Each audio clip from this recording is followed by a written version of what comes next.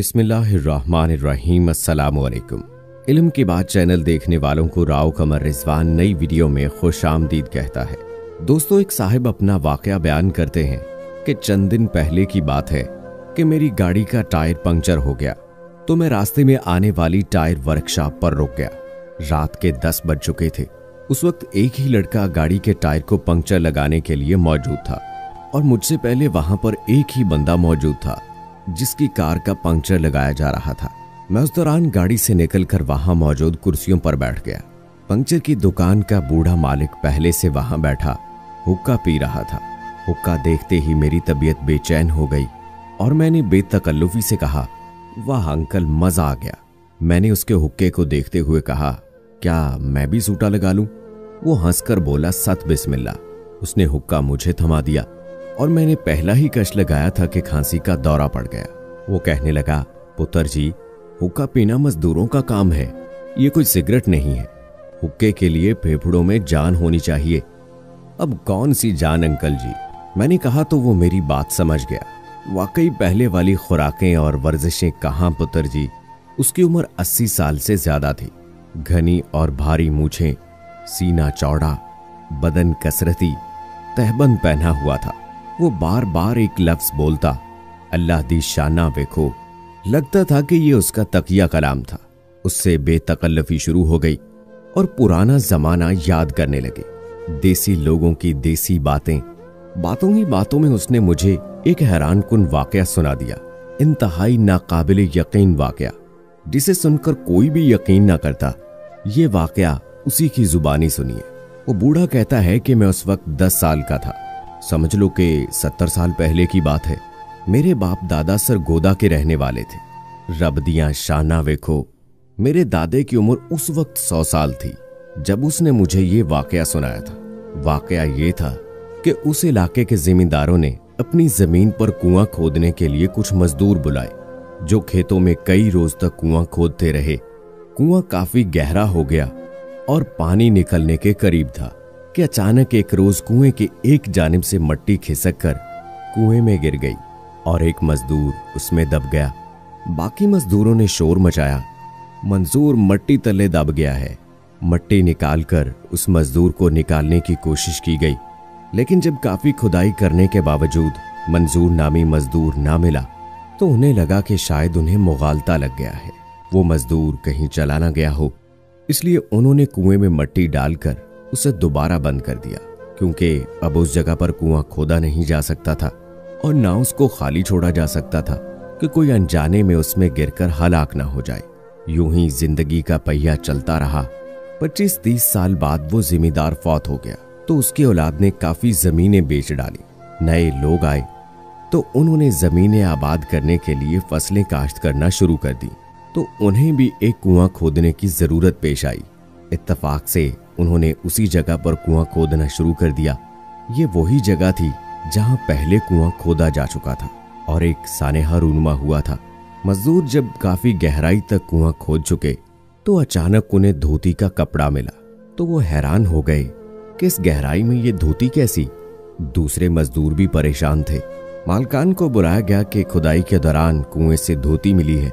उन्होंने मजदूरों से कहा कि वो एहतियात से खुदाई करें ताकि देखा जाए कि अगर ये धोती किसी इंसान की थी तो बाकी चीजें भी उसकी हैं या नहीं। उस वक्त तक किसी को भी मालूम नहीं था कि इस जगह पर पहले कभी कुआं खोदकर बंद किया जा चुका है।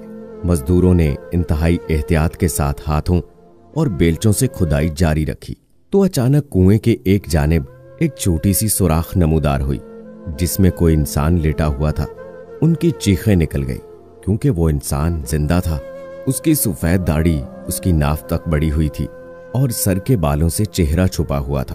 पहले तो वो ये समझे कि शायद ये कोई जिन भूत है, लेकिन जब मजदूरों ने मालकान के साथ मिलकर उस इंसान को हाथ लगाया तो उसके पूरे बदन का गोश्त पिलपिला हो चुका था।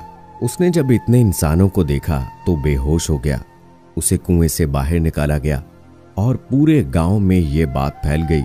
किसी समझदार आदमी ने उन्हें यह मशवरा दिया कि इसको रुई में लपेट दें, क्योंकि इस इंसान से हवा और मौसम बर्दाश्त नहीं होगा, क्योंकि न जाने ये पता नहीं कब से यहां पड़ा हुआ था।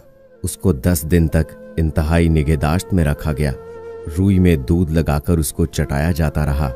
10 दिन के बाद जब वो इंसान काफी होश में आ गया तो उसने इंकशाफ किया कि बहुत अरसा पहले यहाँ कुआं खोदते हुए वो मट्टी तले दब गया था।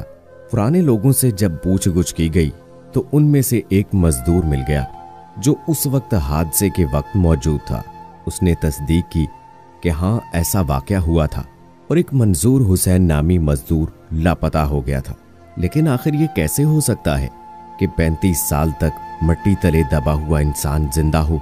जिंदा रहने के लिए तो हवा, पानी और खुराक की जरूरत होती है। ये बड़ा हकीकत पसंदाना सवाल था कि आखिर बिना खुराक के, बिना हवा और पानी के कोई शख्स कैसे जमीन की तह में जिंदा रह सकता है? उस आदमी ने सुना तो कहा, मैं ही मंजूर हुसैन हूं। बस ये मेरे सोने अल्लाह की शान है कि वो पत्थरों में भी मुझको रिज्क पहुंचाता था। वो मनों हजारों मट्टी तले भी मुझे खुराक पहुंचाता था। मुझे नहीं मालूम कि मैं कितने साल तक मनो मट्टी तले दबा रहा, लेकिन एक बात का मुझे इल्म है कि मैं कभी भूखा नहीं सोया और ना ही मुझे कोई वक्त गुजरने का इल्म है। मैं रोजाना देखता था कि एक गाय सुबह सवेरे आती और अपने थन मेरे सामने कर देती। मैं उसके थनों को मुंह लगाकर दूध पी लेता था।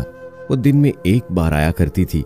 मैं अल्लाह का शुक्र अदा करता था और आज उस अल्लाह की शान देखिए कि मैं दुनिया में वापस आ गया हूं। इस वाक़े के 10 साल बाद मंजूर हुसैन और जिंदा रहा और उसके बाद उसका इंतकाल हो गया। बुजुर्ग ने बताया, इस वाक़े को गुजरे तकरीबन 150-200 साल हो चुके हैं, लेकिन ये वाक़या मुझे अल्लाह की शान की याद दिलाता है। सच कहा है किसी ने कि जिसको अल्लाह रखे उसको कौन चखे। बेशक जिंदगी और मौत अल्लाह ताला के हाथ में है। अल्लाह जब चाहे जिसे मौत दे और जिसे चाहे जिंदा रखे।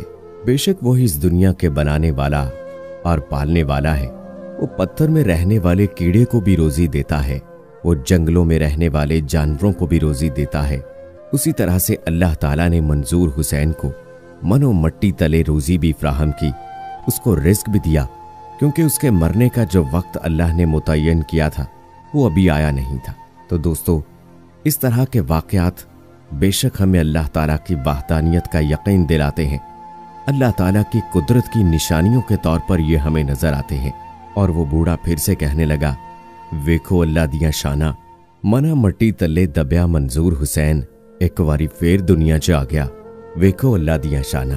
तो दोस्तों, बेशक अल्लाह की शान बहुत बुलंद है और वो जब जिसे चाहे पैदा करे, जब जिसे चाहे मौत दे। बेशक ये सब कुछ उसी के हाथ में है। तो दोस्तों, उम्मीद करते हैं कि ये हमारी आज की वीडियो आपको पसंद आई होगी। इस वीडियो को लाइक करें, शेयर करें अपने दोस्तों के साथ और मुझे अगली वीडियो तक इजाजत दें। फी अमानिल्लाह।